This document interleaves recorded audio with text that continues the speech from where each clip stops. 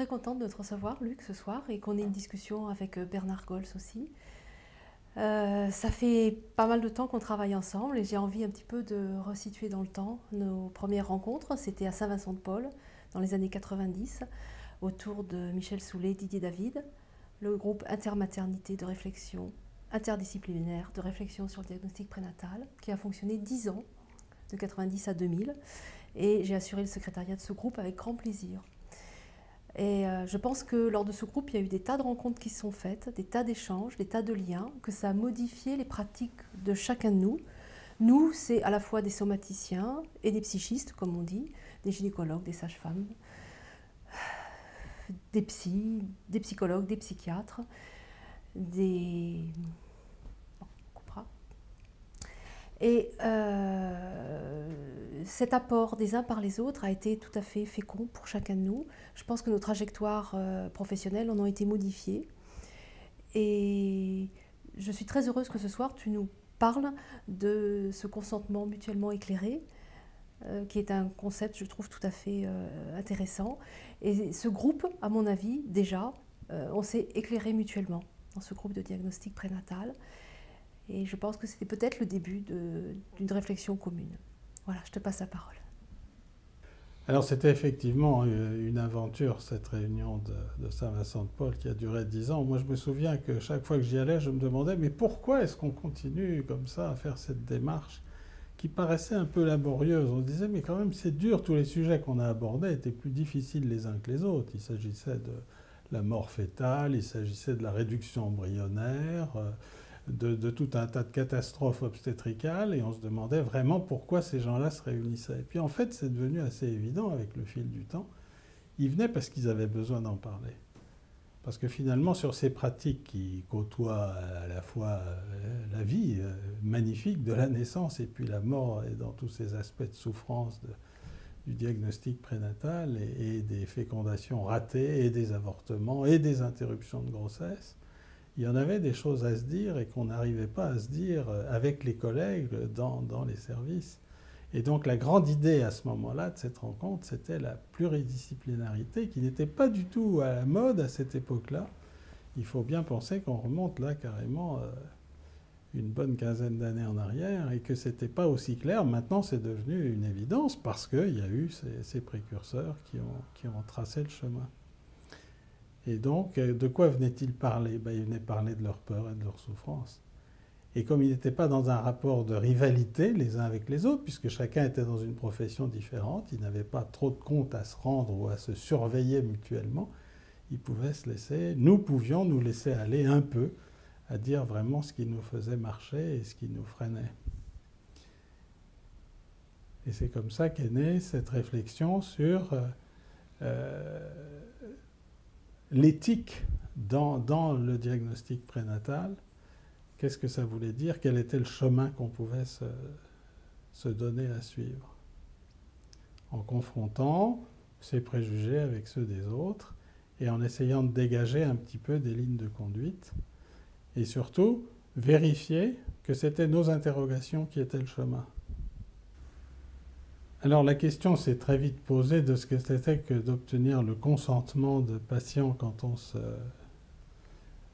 frotte à des choses aussi difficiles que le désir d'enfant, la procréation médicalement assistée, l'interruption de grossesse, encore une fois, et tous les accidents de la grossesse, quand il y a des décisions difficiles à prendre. Et pour chacun d'entre nous, c'était souvent assez énigmatique, c'est-à-dire qu'il y a bien sûr des règles qui sont les règles, ce qu'on appelle de bonnes pratiques en obstétrique, mais qui ressemblent un peu à des lignes de conduite, et puis après, il faut souvent improviser, et c'est souvent dans des situations un peu dramatiques où on est pris de court. Donc ce consentement apparaissait surtout comme une formule un petit peu ponctuelle, un petit peu administrative, pour obtenir de quelqu'un quelque chose que nous pensions être la bonne réponse à la question posée. Et le fait que l'autre se soumette à cette question, finalement, ne lui donnait pas énormément de place. Donc on s'est aperçu en réfléchissant là-dessus qu'on était dans un système un peu stéréotypé en médecine, qui met le médecin dans une position de supériorité, qui doit informer avec une certaine condescendance quelqu'un qui n'est pas supposé comprendre, ni même quelquefois entendre ce qu'on lui dit, et qui est un peu tétanisé et terrorisé par l'aura médicale, signe ses aveux d'une certaine façon sous la pression, une forme de chantage qui est assez peu agréable, parce que finalement on peut toujours impressionner les gens et les menacer de quelque chose, dans le sens, si vous ne faites pas ce que je vous dis, ça n'ira pas bien pour vous. Et dans cette médecine très particulière qui est celle de l'obstétrique, en fait, on a à prendre des décisions qui ne sont pas toujours dans l'urgence vitale. C'est une urgence vitale, mais au sens large du terme, c'est-à-dire dans le temps, c'est vital, mais pas à l'instant. Je ne parle pas de la situation dramatique d'obstétrique où il y a un placenta prévia qui saigne, où il y a des choses à faire assez rapidement. Je parle de la négociation d'une procréation médicalement assistée, par exemple, ou d'une demande d'interruption de grossesse, où là, on a quand même un peu le temps de discuter. Et alors, on s'est aperçu que cette démarche un peu simplifiée, il y a celui qui sait, puis il y a celui qui se soumet. Et s'il n'est pas d'accord, il se démet. Ça ne faisait pas l'affaire. Et qu'est-ce qu'on pouvait introduire là-dedans, nous, en tant que praticiens? C'était accepter que nous aussi, nous étions dans une situation d'interrogation et de doute quelquefois, et même souvent d'incertitude. C'est-à-dire se mettre en face de quelqu'un qui est un humain de notre niveau et qui a le droit à la parole autant que nous. Il ne va pas dire les mêmes choses, elle ne va pas dire les mêmes choses. Nous avons un certain savoir qui nous donne une petite longueur d'avance, mais ça ne vaut pas plus que cette personne qui est en face de nous, pas plus que ce qu'elle a à dire, ou il a à dire, ou ils ont à dire, puisqu'on parle souvent des couples. Donc cette idée évoluait tout doucement dans... On va se mettre, non pas à leur niveau, encore une fois, avec cette espèce de condescendance qui dirait il faut quand même qu'on leur explique et qu'ils puissent comprendre ce qu'on a à dire. Mais la question était, est-ce qu'on n'a pas, nous aussi, des choses à comprendre de ce qu'ils ont à dire? Et de travailler sur cette idée du consentement qui n'était plus du tout une activité administrative et ponctuelle, formalité, je signe, et donc on peut aller à l'étape suivante. Pas du tout. C'est une négociation permanente entre moi et eux. Et quand j'ai en face de moi un patient, j'ai un humain qui vaut ce que je vaux, et on va faire ensemble quelque chose qui va nous appartenir. Autrement dit, on définissait à ce moment-là une sorte d'espace de liberté dans lequel le mouvement intérieur de chacun pouvait avoir une forme d'échange. C'était ça la définition du consentement mutuellement éclairé. C'était devenu une attitude de pratique, c'était devenu une éthique. Ça n'est plus à ce moment-là une formalité. Et ça modifie complètement la pratique. C'est-à-dire qu'on n'est pas sans arrêt en train de se dire « il faut absolument que j'arrive à les coincer sur ce sujet-là. C'est moi le chef. » C'est pas sûr. Ça ne veut pas dire que non plus, eux ne sont pas non plus le chef. Le patient n'est pas supposé dire au médecin « tu dois faire ça ». On a ces situations conflictuelles maintenant à l'hôpital, ça se voit. Hein. Il y a des endroits où les gens refusent la césarienne, par exemple, d'une façon extrêmement violente, avec des motivations culturelles qui sont respectables, mais qui sont invivables, parce qu'on ne peut plus travailler dans ces conditions. Quand un mari furieux refuse en disant « je te casse la gueule si tu fais une césarienne à ma femme », ça ne va pas très fort. Là, on n'est pas dans le consentement mutuellement éclairé. Mais ça veut dire que pour en arriver là, on s'est servi de caricature pendant trop longtemps. Alors moi, j'avais été très très souvent choqué dans ma vie par des situations où les gens étaient obligés de se soumettre, justement, sans rien comprendre à ce qui leur arrivait. Et puis quand on a commencé à faire signer, parce que ça s'est fait très graduellement dans les 10 dernières années, ça devient très fort maintenant, il y a des consentements à signer à tous les virages. Et on se dit que c'est un peu une escroquerie. Parce que c'est une façon d'éviter la relation avec le patient. C'est-à-dire comme si tous les protocoles pouvaient prévoir dans toutes les situations la démarche à suivre et vous signez là. Et que disent les patients quand ils sont en face de nous à ce moment-là? On leur laisse un peu dire. Dans une très grande majorité de cas, vous faites ça pour vous couvrir. Et je trouvais ça extraordinairement insultant de passer sa vie à réfléchir à la façon dont on devait exercer son métier, dont on voulait aller dans la rencontre avec l'autre, etc. Et qu'on se fasse dire à ce moment-là, vous faites ça pour vous couvrir.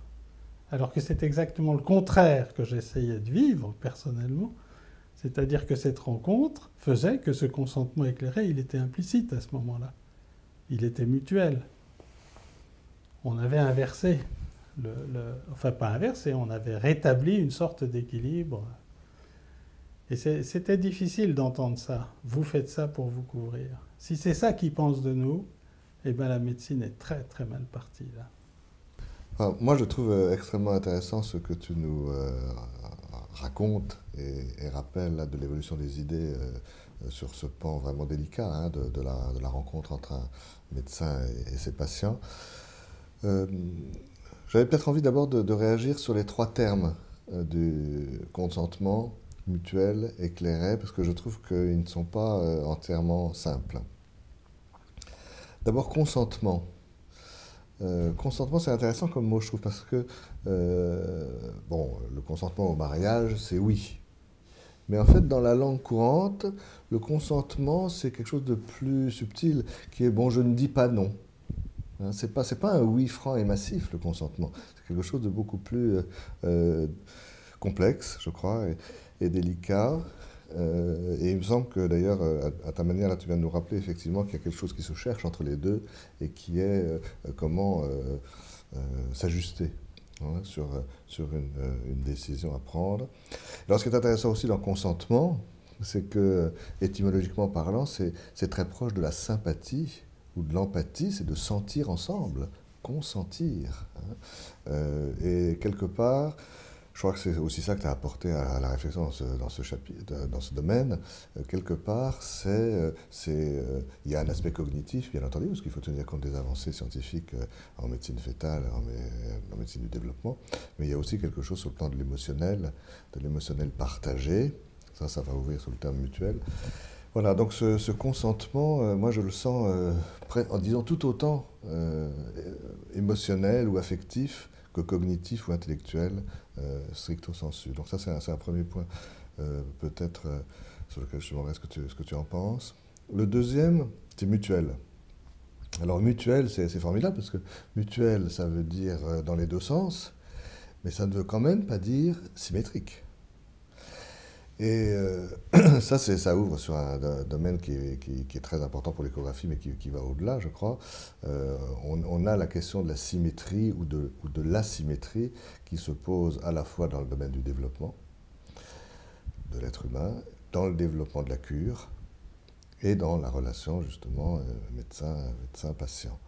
Alors, dans le domaine du développement, en ce moment, on est très intéressé par toute la réflexion de Jean Laplanche hein, sur la situation anthropologique fondamentale qui dit que ce qui est vraiment spécifiquement humain, c'est cette rencontre mutuelle mais asymétrique entre un adulte et un bébé de la même espèce, et cette asymétrie étant tout particulièrement importante dans l'espèce humaine. Mais dans la cure, on a eu aussi un modèle pendant longtemps très asymétrique de la cure, et dans l'éducation des enfants aussi. Or, ce qui est intéressant, c'est que, il y a ce mouvement d'idées que tu rappelles pour l'échographie, mais on a dans les trois autres domaines, également un mouvement de réduction progressive de l'asymétrie. C'est-à-dire que, par exemple, dans l'éducation des enfants, moi je suis très intéressé par les idées de Pichler-Logzi, mais je veux dire, on voit que le bébé n'est plus du tout l'être passif auquel on apporte tout comme ça, et qu'au contraire, le bébé devient acteur de son propre développement. Un peu comme tu disais tout à l'heure, le patient lui-même doit être acteur de la décision commune qui va être prise. Dans le domaine de la cure, on était très asymétrique au départ, puisqu'il y avait le transfert qui infantilisait beaucoup le patient si on ne tenait compte que de cette dimension-là. Et puis toute la deuxième partie du XXe siècle a été faite pour a vu le contre-transfert prendre de plus en plus de place. Et le contre-transfert symétrise quelque chose de la relation parce qu'on ne sait plus très bien d'ailleurs si c'est le transfert qui commence ou le contre-transfert qui induit. Et finalement, émotionnellement parlant, chacun a de l'effet sur l'autre. Donc la cure aussi, c'est un petit peu... l'asymétrie, c'est un petit peu réduit. Et dans la relation patient-médecin, évidemment, sur le plan intellectuel, sur le plan des connaissances, il y a une asymétrie qui est irréductible. Le médecin, s'il n'en sait pas plus que le patient, n'a pas lieu d'être médecin. Mais ce que tu nous dis aujourd'hui, c'est que sur le plan émotionnel, il y a à chercher une symétrie, une moindre asymétrie, en tout cas. Oui, alors moi, j'ai beaucoup appris de Winnicott, et qui fait cette proposition qui, pour moi, est très, très éclairante, puisque tu parlais d'éclairer. C'est-à-dire le médecin doit prendre conscience, dans ces moments difficiles, qu'il est soumis à de très fortes tensions et que c'est seulement en prenant en compte ces tensions et en les analysant vraiment attentivement qu'il peut être plus attentif à l'autre. Et ça a l'air un peu abstrait comme ça, la première fois qu'on le lit, on ne comprend pas très bien, puisque nous, médecins, on nous a appris nos émotions à les mettre plutôt au garage, parce que sinon on allait se laisser encombrer, et notre savoir, notre science va être amputée d'une partie de son efficacité par l'émotion, justement. Et Winnicott arrive là-dedans. Pour nous, c'est quelqu'un qui met les pieds dans le plat, carrément, quand il dit ça. Il dit « Prenez vos émotions à bras-le-corps, faites-en quelque chose ». Et moi, ça a complètement changé ma pratique. C'est-à-dire qu'il n'est pas possible de ne pas s'interroger sur ce qu'on ressent par rapport à quelqu'un qui est en face de vous et quelquefois en situation de détresse, encore plus à ce moment-là. Et faire comme si elle n'existait pas nous tire vers le scientisme. Exactement. Donc, on les prend à bras-le-corps et on se dit « Qu'est-ce que je ressens à ce moment-là » Et on apprend à se taire un peu, et là on abordera le sujet de la capacité négative, parce que c'est vraiment un sujet en or, c'est de se dire, c'est du silence, d'abord, c'est pas forcément que ça se chiffre en minutes ou en heures, ça se chiffre en millisecondes quelquefois, mais dans un premier temps, je me tais et je ressens quelque chose. Et je ressens que je dois faire baisser, c'est ce qu'il dit très bien Winnicott, c'est seulement en faisant baisser ses défenses qu'il peut permettre à l'autre de s'exprimer. S'il se rigidifie dans la défensive, et ça on a bien compris que la défensive c'est le savoir protecteur, c'est-à-dire je sais moi qui sais, voilà ma cuirasse, et là vous ne pouvez pas entrer. Si à l'inverse on dit oui c'est vrai, nous avons aussi nos faiblesses, nos émotions, nos incertitudes, mais on ne le dit pas, on n'a pas besoin de le verbaliser. C'est tellement facilement ressenti par l'autre qu'à ce moment-là on apporte dans sa pratique une dimension d'apaisement absolument extraordinaire. Et ça, pour l'avoir pratiqué maintenant depuis plusieurs années, puisque j'ai enfin un peu compris, d'ailleurs c'est ma grande tristesse, c'est pourquoi faut-il si longtemps pour comprendre des choses aussi évidentes. Mais quand on y arrive, il est évident que le simple fait de baisser ses défenses donne droit à l'autre d'exprimer ce qu'il ressent. Ça, c'est vraiment, c'est fondamental. Donc on n'est pas dans une rivalité de savoir, c'est le médecin qui doit assumer son savoir et prendre ses décisions. Ça, je suis bien entendu entièrement d'accord. Et j'ai aussi beaucoup travaillé pour améliorer mon savoir. Mais j'ai aussi beaucoup travaillé pour améliorer ma baisse de défense. Et je me suis aperçu que l'autre, à ce moment-là, rentre dedans et il y a une espèce de tranquillité. Il peut y avoir des larmes, il peut y avoir de la souffrance. Je ne dis pas que ça gomme les difficultés. Mais ça permet un échange et on n'est pas dans une situation de supériorité et de donneur d'ordre. C'est ça où j'ai tout changé dans ma façon de faire. Ça ne marche pas à tous les coups, hein, je ne prétends pas du tout que ça soit miraculeux. Mais c'est quand même une sacrée voie. Et ça, je veux dire, je suis immensément reconnaissant aux gens qui, comme vous, m'ont mis sur cette voie en me disant « Oui, c'est vrai, là, il y a quelque chose à faire, vas-y, c'est bon. » Mais les coups de force scientifiques, c'est toujours, tout d'un coup, une prise de conscience de dire « Il y a quelque chose dont je ne peux pas faire abstraction, que je ne peux pas évacuer, et si je veux me faire croire que je peux l'évacuer, j'ampute la situation de la moitié de son intérêt. » C'était vrai pour le transfert avec Freud, c'est vrai pour le contre-transfert avec les post-cléniens. Et là, tu nous dis, au fond, la modernité scientifique, c'est de prendre en compte et de faire quelque chose de cette subjectivité émotionnelle partagée. Alors, je voudrais revenir quand même sur le mot consentement et savoir, j'avais envie de te demander ce que tu pensais de mes remarques sur le fait que le consentement, c'est pas un oui franc et massif, et que c'est plutôt du côté du sentir que de l'intellect. J'aime beaucoup dans ta remarque, c'est que je trouve qu'il y a beaucoup de douceur là-dedans.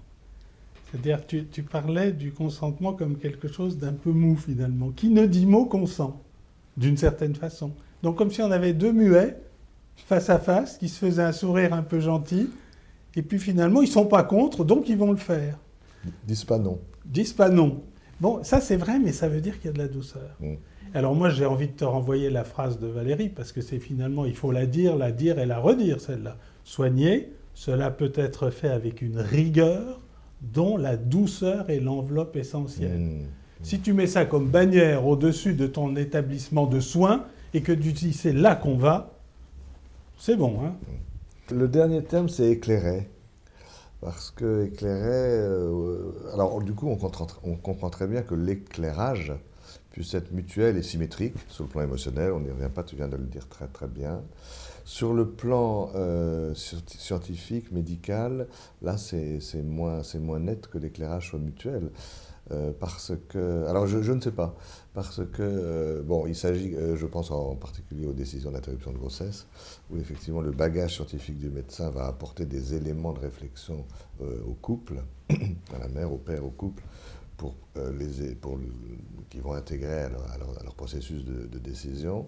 Mais en même temps, j'ai quand même l'impression, enfin d'après ce que j'entends moi dans les maternités que je côtoie, que concernant certaines anomalies du fait de l'embryon, du fœtus, il y a beaucoup d'incertitudes quand même du point de vue médical strict, que deviennent les enfants porteurs de telle ou telle difficulté 10 ans ou 15 ans, 20 ans après. Est-ce que vous avez vraiment toutes les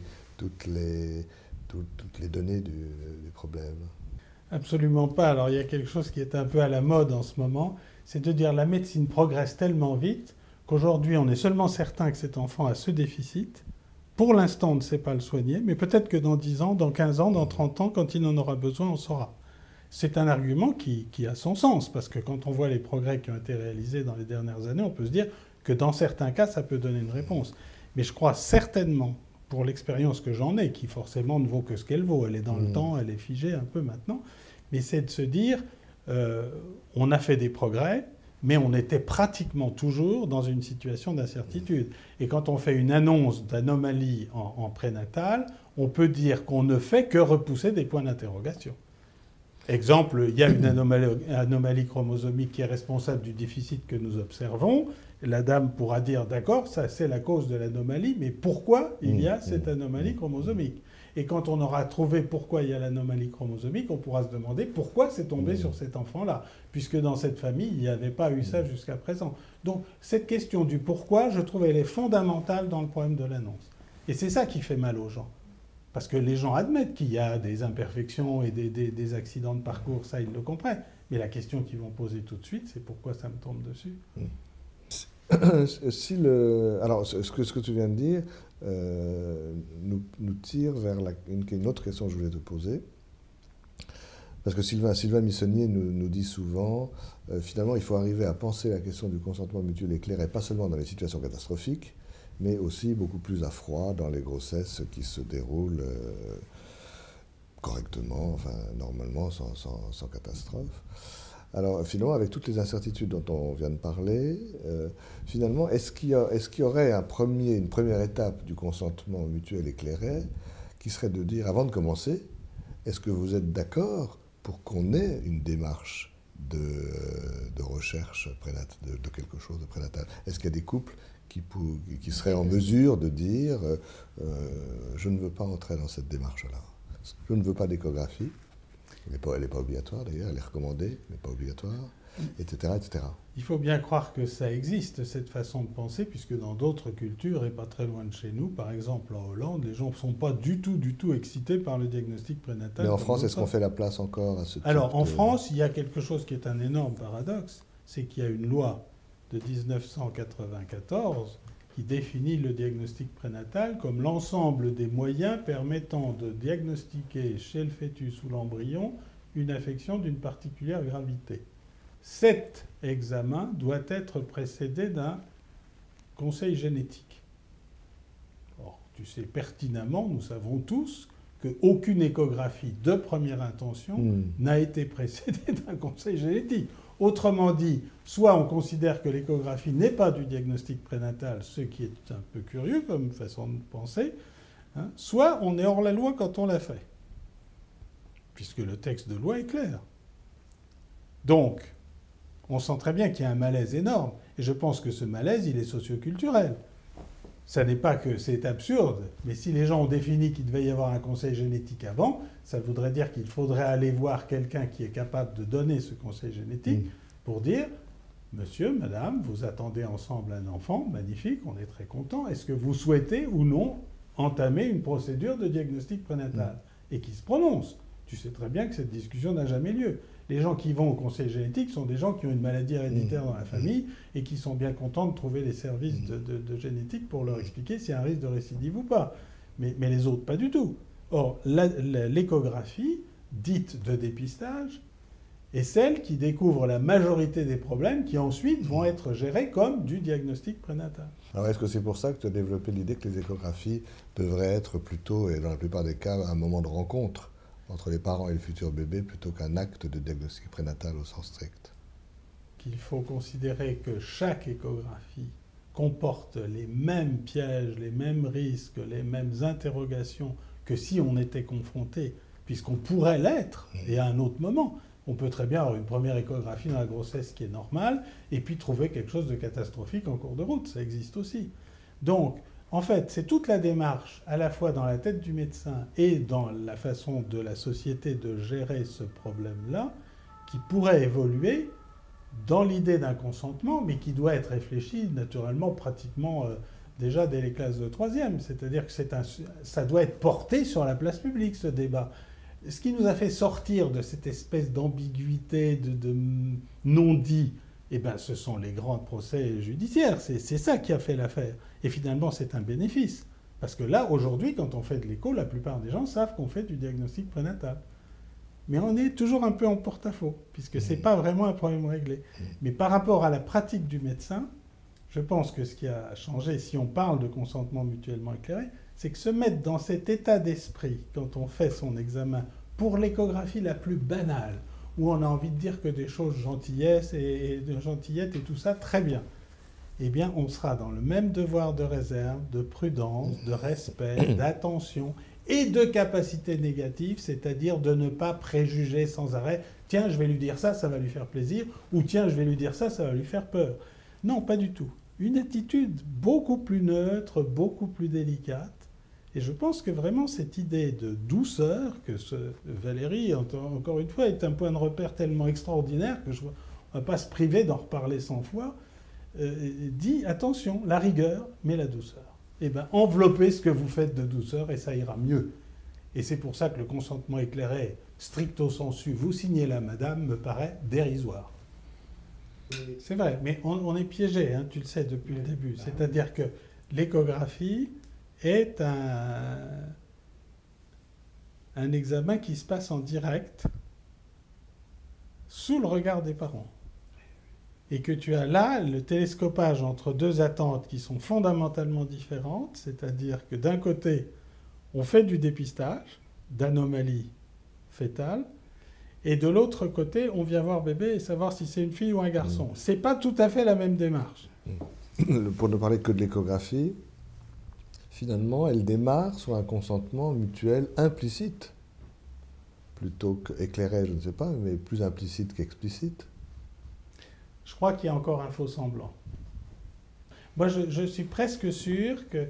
On sent très bien en ce moment, il y a même un retour de l'opinion publique sous différentes formes. On voit bien comment, par exemple, les services qui s'occupent d'interruption volontaire de grossesse sont en ce moment carrément déshabillés. Et c'est une espèce de... La loi Veil est en plein remaniement dans la tête des gens. Et il y a même des gens qui ont dit on en fait trop par rapport aux anomalies fétales, on dépense des centaines de millions pour aller sauver quelques fœtus par-ci par-là dans des situations extravagantes. Ça ne justifie pas tout cet effort financier. si les gens devaient payer eux-mêmes ce que ça engage comme frais, je crois qu'on arrêterait assez vite le sujet. Mais admettons que ce soit admis, hein, que les gens soient d'accord, on vient faire l'échographie, puis c'est quand même bien pour chercher si le bébé ça va ou ça va pas. Actuellement, il existe ce consentement. Ce consentement un peu implicite et un peu mou. Il n'est pas aussi affirmé que ça, puisque effectivement, il n'y a pas non plus de procédure de consentement même standard éclairé. Ça n'empêche que moi, ça y est, ma religion est faite sur ce sujet, c'est chaque échographie doit être traitée comme une situation grave. Et Cyril avait eu cette formule extraordinaire à l'Institut de Périculture. Il avait dit les conséquences psychologiques pour l'enfant d'un diagnostic prénatal dramatique auquel l'enfant aura survécu peuvent être d'une telle gravité que cet enjeu-là est en soi, c'est-à-dire d'une particulière gravité, en comparaison avec le dépistage des malformations d'une particulière gravité justifiant l'interruption de grossesse.